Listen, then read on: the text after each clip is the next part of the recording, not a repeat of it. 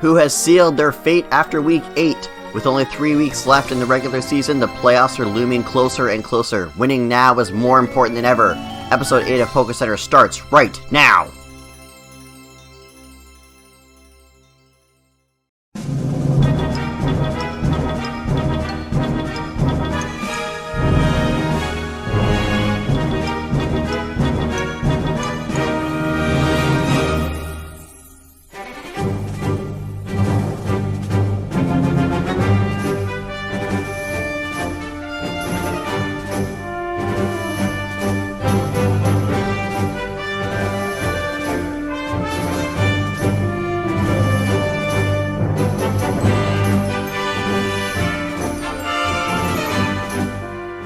Alrighty everyone, I hope you got that hustle ability, because that's just the kind of mentality you're going to need as we head into the last few weeks of the Commander Draft Tournament, and we inch closer and closer to the elusive playoffs. My name is Douglas Evans, joined as always by my co-host Calvin Rowat. Calvin, how you doing? Happy to be here. Let's get right into it.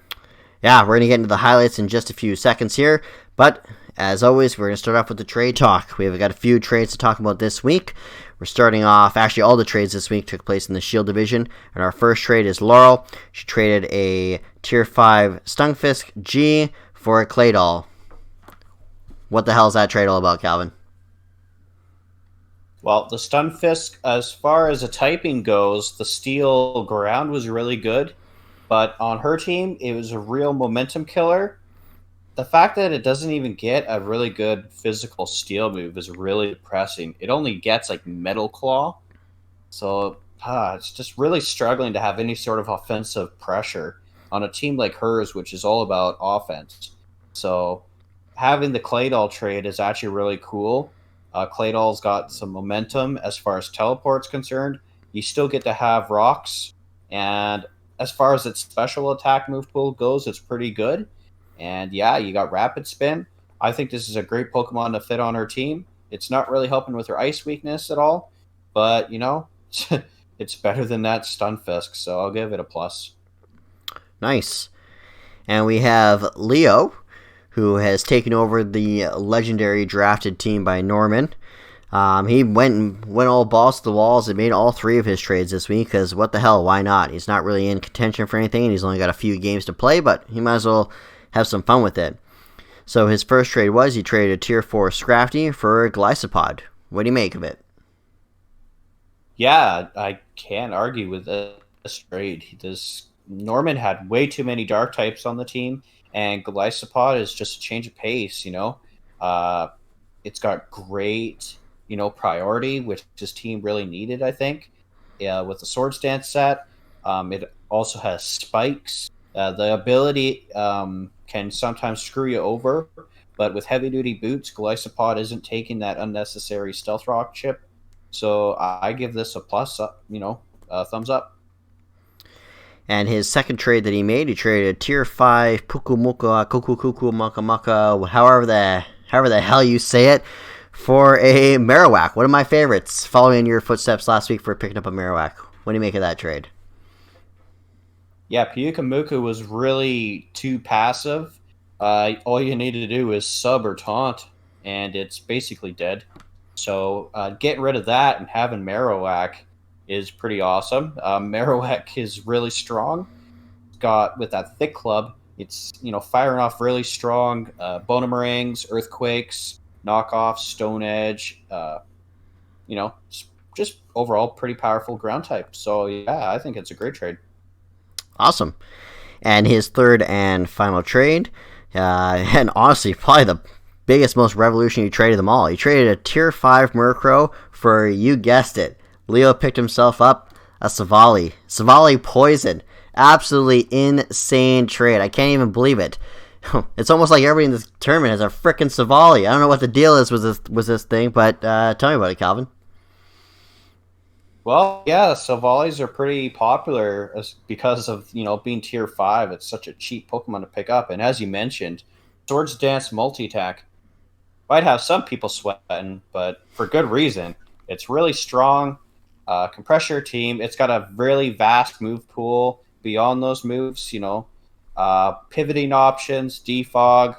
That Murkrow was just another dark type.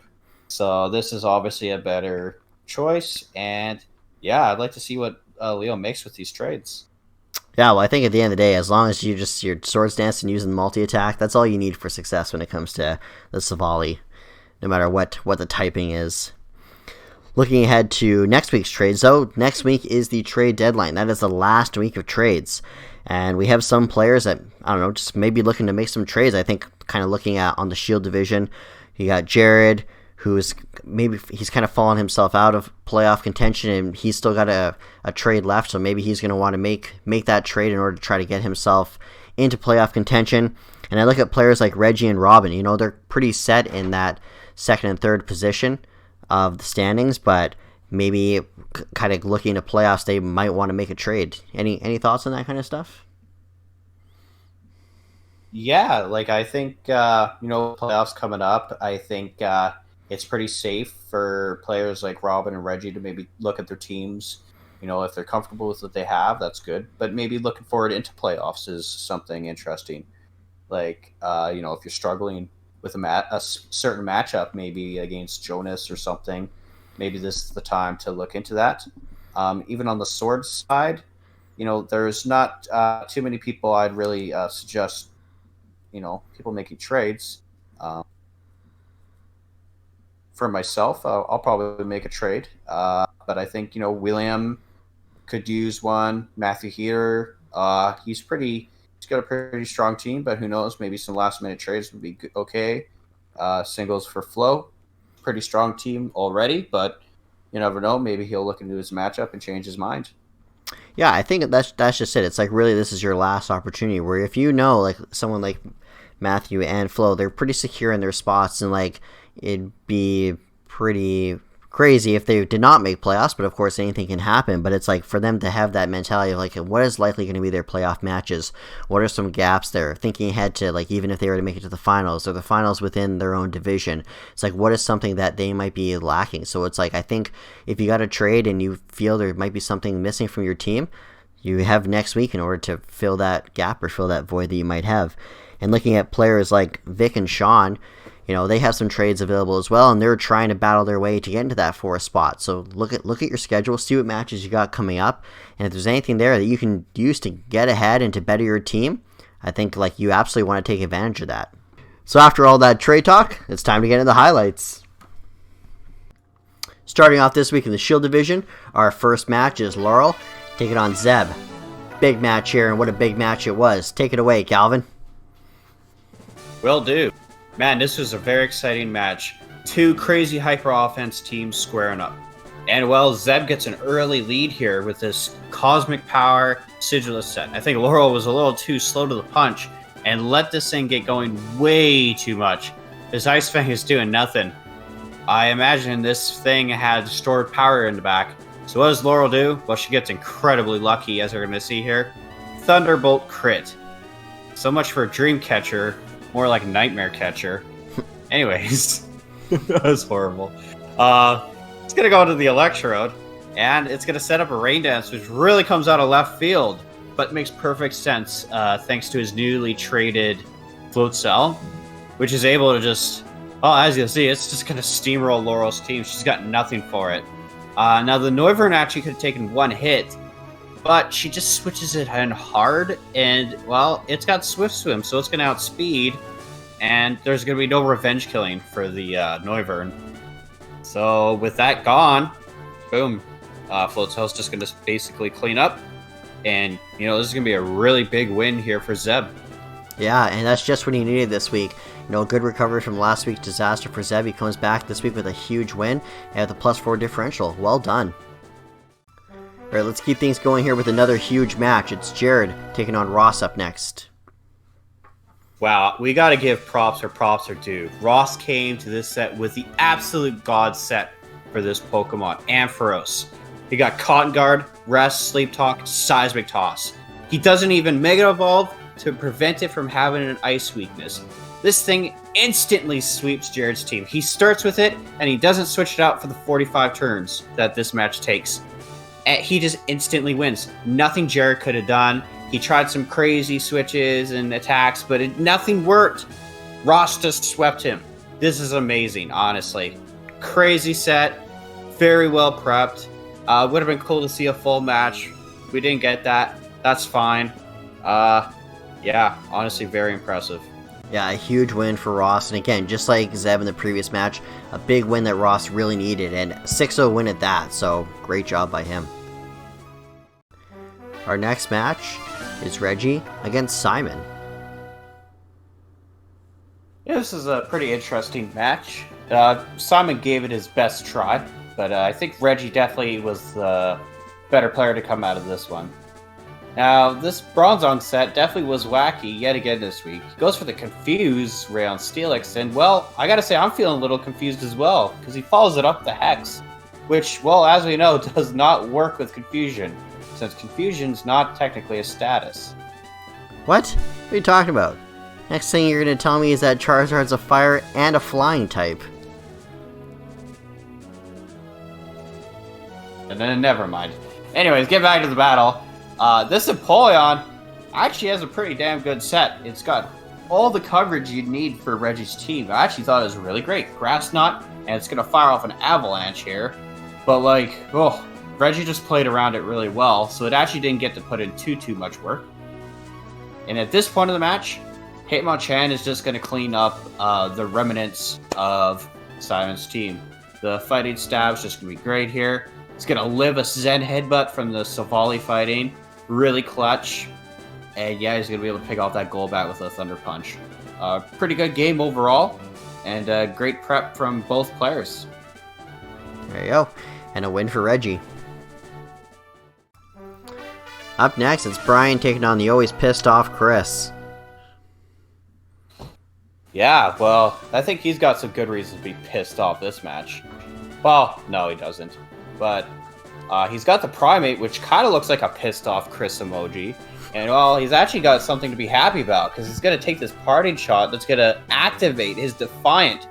He's going to be boosted up, and he's going to attack this Torkoal, but he goes for the close combat, which is, Torkoal's going to eat it up, and it's going to devastate with a Lava Plume. Too bad he didn't have Earthquake, because, he could have maintained so much HP, which would have been, probably nice for later. And later on in the battle, Brian would make this substitute Calm Mind with screen support, Meloetta make a return.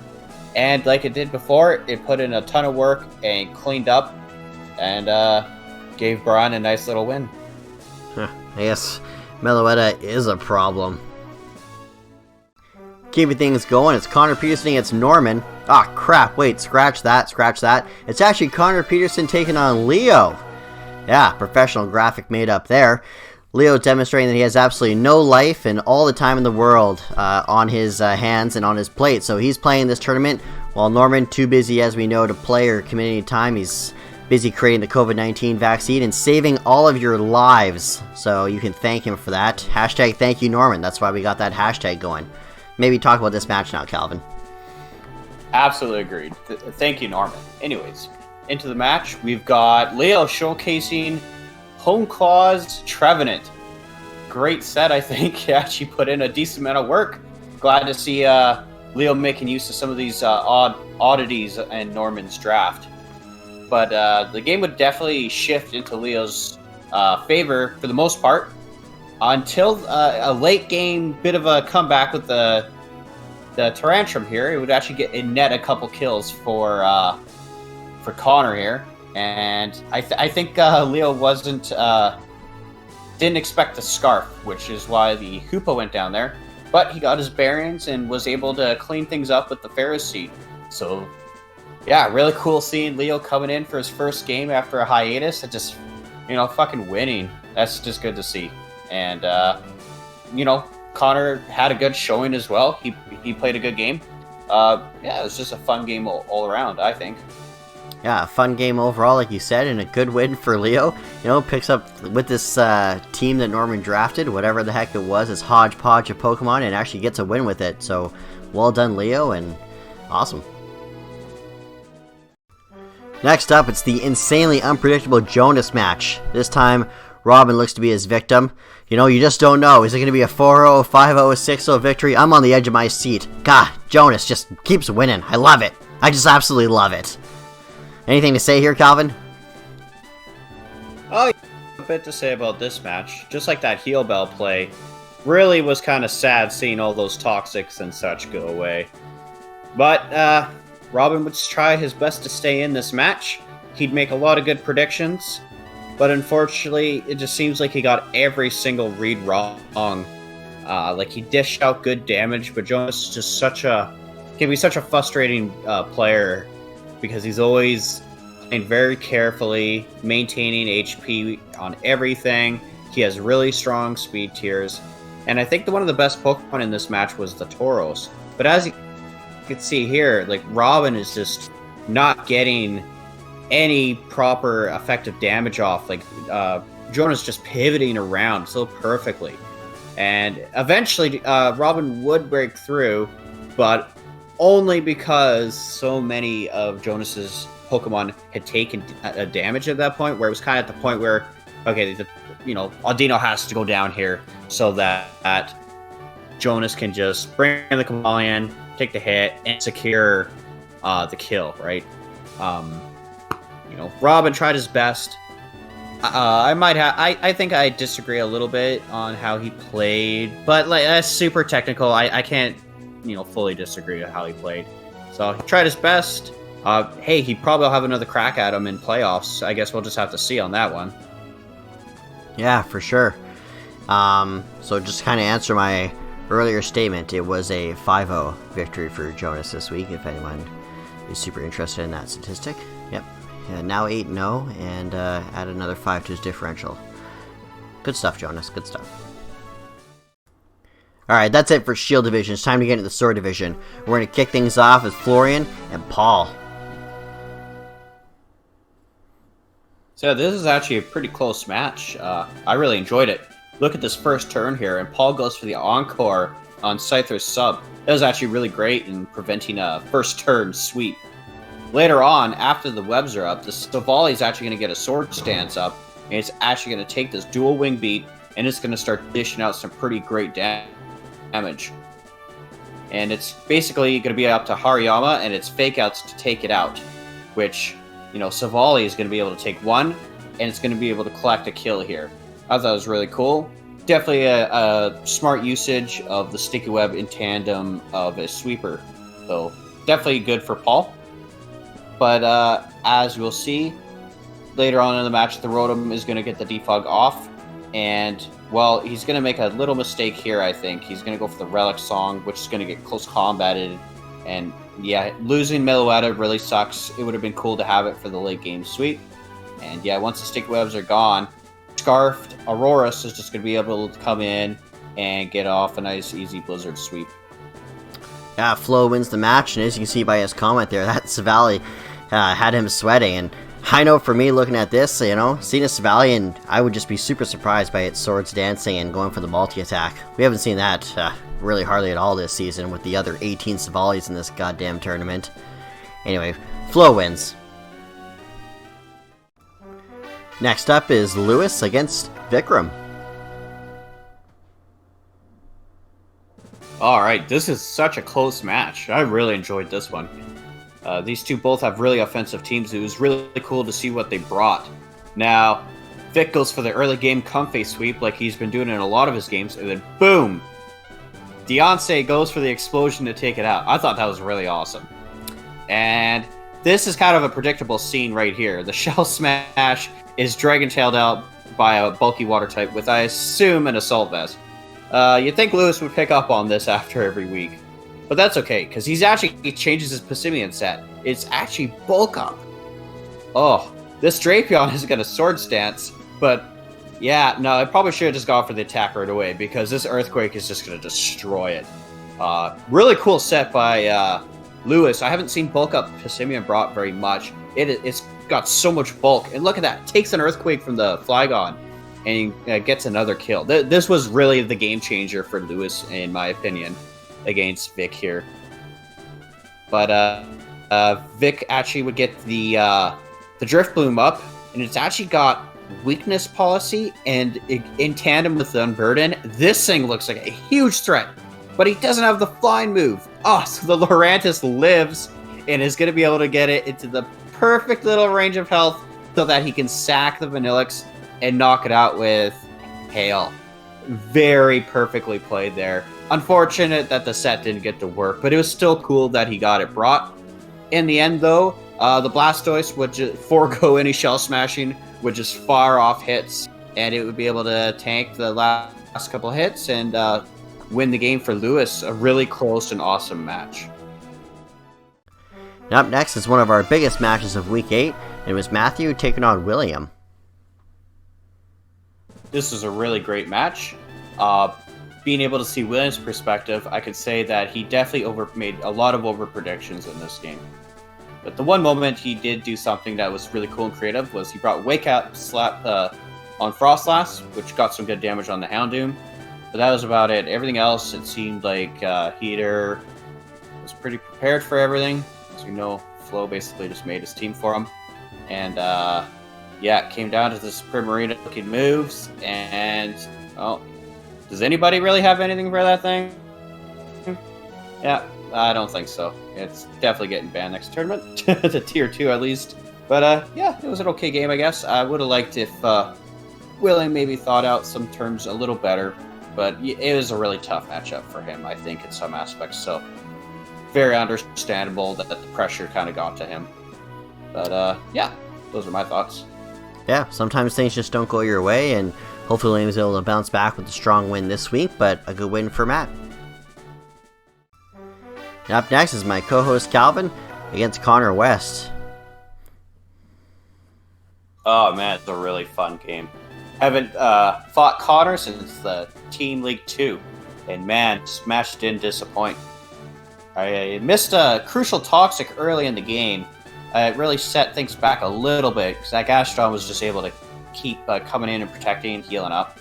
And I made a misplay right here, going for Stealth Rocks instead of Toxic against the Guzzlord. Ugh, really bad not having any sort of chip damage on this thing. Basically resulted in me having to later on make this this double switch here. I would bait in the Guzzlord to come in, double switch out into the Tauros, trying to get damage on it. Eventually I would get knocked out, and once that was out of the way, I was pretty much free to win the match with Drudgegon, because with Sucker Punch and just the raw defense and HP set that I was running, I was able to pick off his weakened Pokemon here, thanks to the Stealth Rocks. So yeah, it was a really fun game, and I think Connor played really well, and I could have played a little better, but yeah, it is what it is. Yeah, Connor took you to a close match, and you got the win with only a +2 differential. Our next match is Hayden against Sean. Yeah, this is a really fun match, but things were a little weird, I'd say. Hayden was playing pretty good, but then he decided to stand against a Sableye, and eventually he got, crit with a knockoff there. It's like, yeah, he really needed that Slowking to take on the Basculin, and that's inevitably will be what helped Sean win the match. But the Magneton did really great this game. The Specs, I believe it was Specs, just fired off strong flash cannons, actually tore down Sean's defenses quite early in the match. And yeah, he would weaken the Electros there, and you'd think, it looks like Archeops might have it, but we all know Basculin's always going to run Aqua Jet, and no amount of begging and pleading for your life, Sean's going to nab that W in the end and take it down the Archeops, give him the big win against Hayden. And now for the main event of this week. And what a main event it is. It's Blade against Josh. Oh, this is a great match. Turn 1, look at that big Hydro Pump.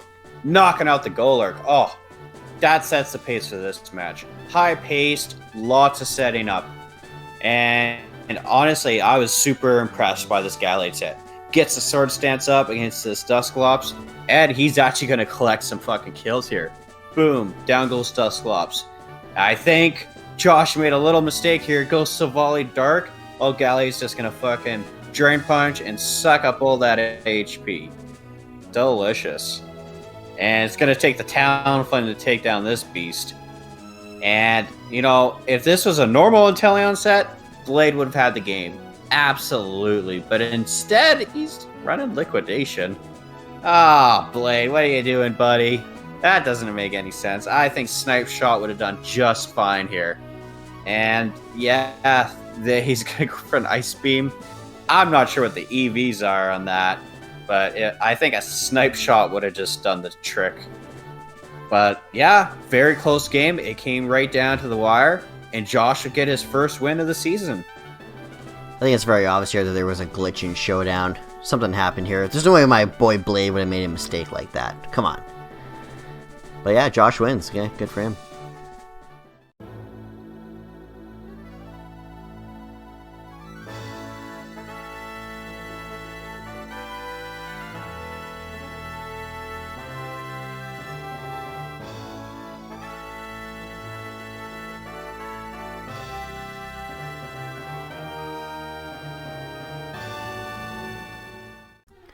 Alright everyone, it is that time of the week to get into the standings, how things are shaping up after 8 long weeks of competition in the Commander Draft Tournament. Only 3 weeks left before the playoffs, so it's like these matches are just as important now as they have been this entire time.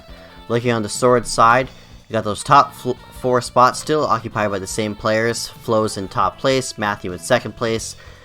You yourself, Calvin, are in third place, which obviously you were able to jump up from being in fourth place after last week, and William is now holding on to that fourth place. We still have Vikram and Sean really eagerly looking on the outside looking in, wanting to get into that playoff picture, and they want to make sure they can get those wins coming up for the next few weeks in order to do so, and hope that you guys maybe lose some matches in the weeks between all that. But what are your thoughts as you look at the Sword side of things? Yeah, I agree with everything you said. I feel like, you know, Vic and Sean still have a solid chance. Mind you, Vic's chances were really cut short. He took a big loss against Lewis this week, which that really affected his chances of getting into playoffs.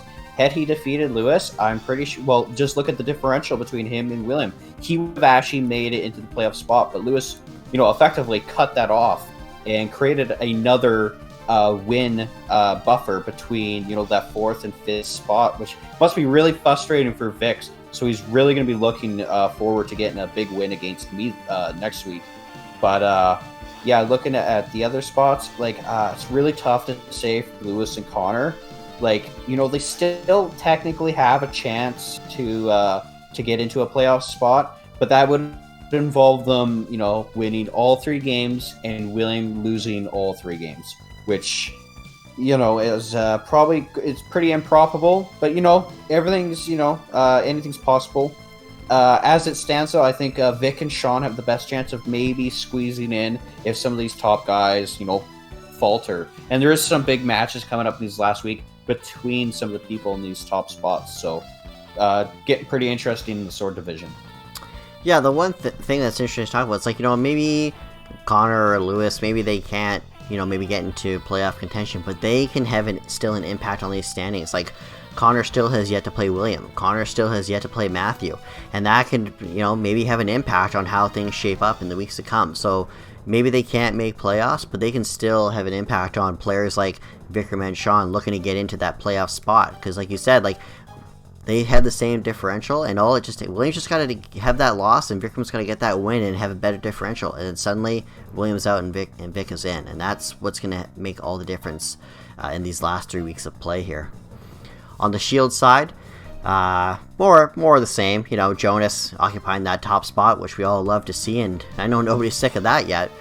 And then we got Reggie in second place, Robin's in third place, and one shakeup is we have Ross. Ross is now in the 4th place of the Shield division, and what a turnaround for Ross in this tournament. Like, his first few weeks of play was not looking good, and didn't seem like he was going to have much impact in this tournament at all. But he's been able to turn around. He made some trades, he's picked up some wins, he's got a, you know, plus 10 differential, and boom, he's in that 4th spot. He's got a playoff spot for him, but he's still got to keep winning. He's got to keep it going. You know, he's got Zeb and Jared still on his ass, and they want him to lose, and they want to get in that playoff spot too. What do you think as you look at Shield here? Yeah, agree. Like Ross, good job getting to that 4th spot, and he's not a newcomer when it comes to these playoff fights, and he's got to really fight to stay in. He's been able to make it into 4-player playoffs positions in the past.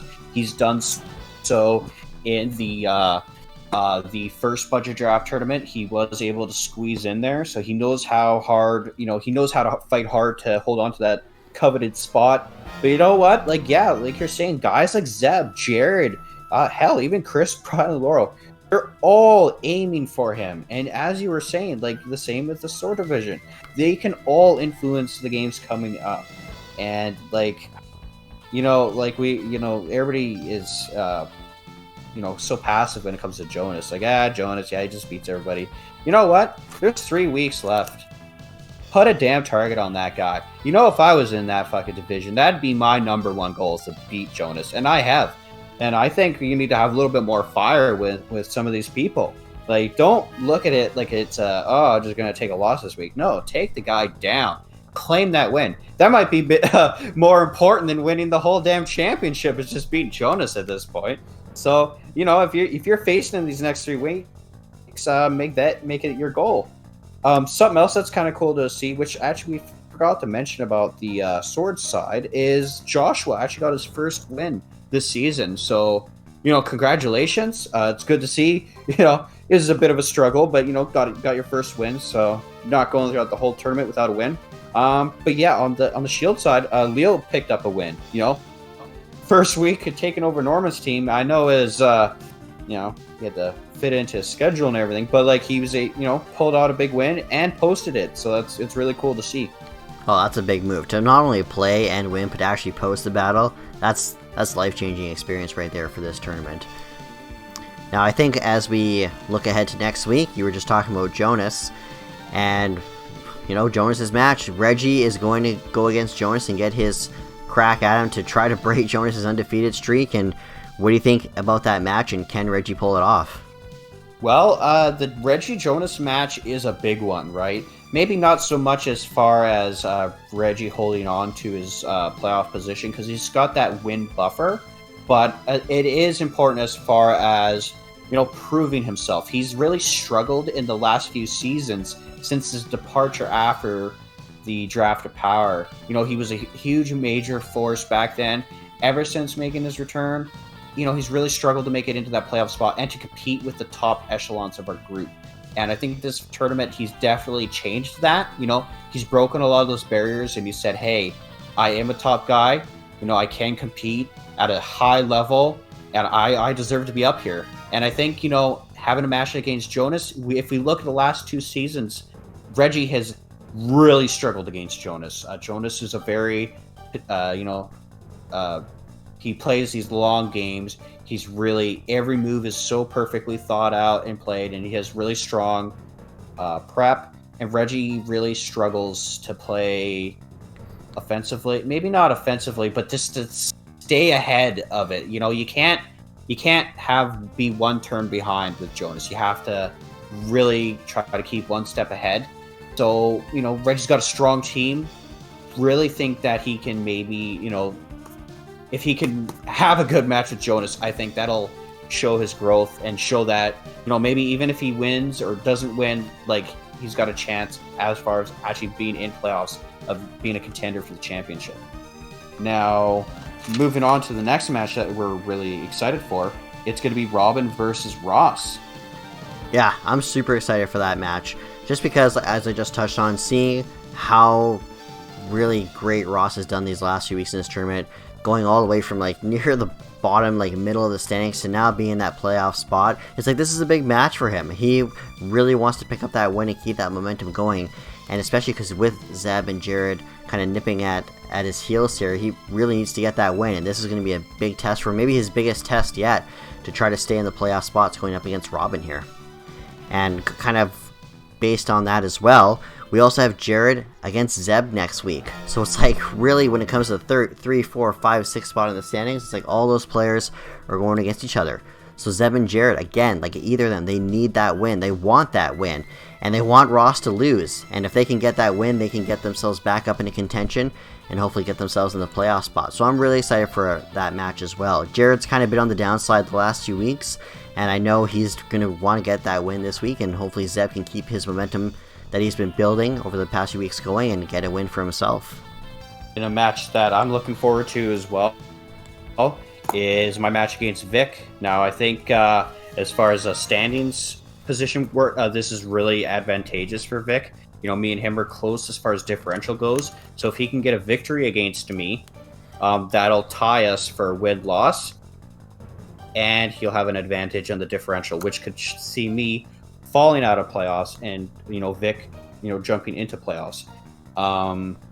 Yeah, I think I've got a lot to prove. You know, I'm very, very salty the last time we faced in season, season 6 there.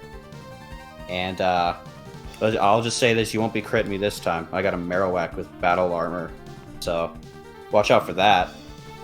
And match that Douglas is looking forward to for sure, I am too actually, is Sean versus Paul. Yeah, absolutely. And again, it just kind of comes down to where Sean is at in the standings and just him making a run to try to get into the playoffs. It's like, at this point, Sean just needs to win all of his matches. If he has any hopes of getting into the playoffs, which I know that he does, he's a competitive guy, he's been around since the beginning of this group, and I know he wants to be in the playoffs all the time. And he's won a tournament in the past, so like he wants to win. So he needs to win. He needs this win against Paul this week, and hopefully he wants to see you lose and, you know, see Vic get like maybe a win with a low differential or whatever he needs to see to get into that spot, but he's going to do whatever it takes. And that's going to do it for us here this week. Be sure to stay tuned for the game of the week. This week's game of the week is from the Sword Division. It's Lewis against Vic, a super close match and a fun match, so be sure to stay tuned for that. Your Pokemon have been rested up, and we hope to see you soon.